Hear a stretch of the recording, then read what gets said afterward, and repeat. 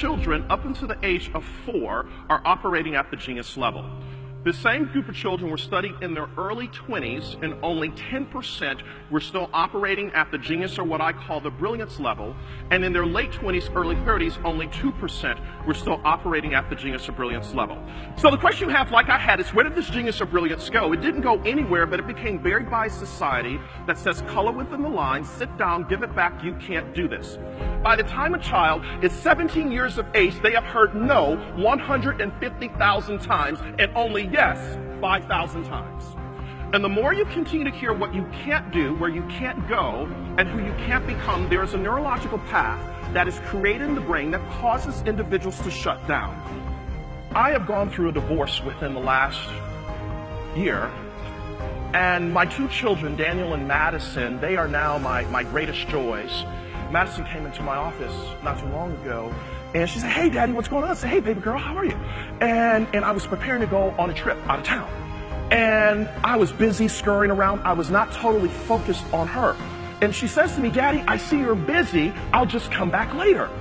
And I said, "Okay, baby girl." And I get on the plane later on, and it hit me that I missed the moment for spending that quality time with my baby girl because I was emotionally clueless and emotionally unavailable. Because I was so busy trying to make so much money that my ladder was against the wrong wall. And their mother said to me, "You give everybody the best of you, but you give us the rest of you, and I don't want the leftovers anymore." And what I recognized, I was modeling something for Daniel and Madison, that you got to go after it. You got to get all this stuff. And I had the house, but I lost the home. I had success, but I had no significance. I had power, but I had no purpose. And I had money, but I had no meaning. And what I discovered, if I continued to model that behavior for my baby girl, that she would marry a joker like me who ignored her like her dad did. So what I recognized is that I had to move from hearing Madison to listening to Madison. Because the same letters that spell the word listen spell the word silent. And when I have that time with my baby girl, I'm dialing in, "How are you?"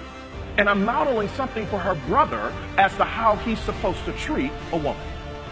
Women don't need us to fix anything. They just want to know, are we emotionally available and emotionally dialed in to know where they are? When it is time for you to make a U-turn and shift into your brilliance, we will have to come to a place where we're willing to do the work. It's not who you are that holds you back from brilliant success. It's who you think you're not that holds you back. And sometimes we focus on who we think we're not instead of who we are.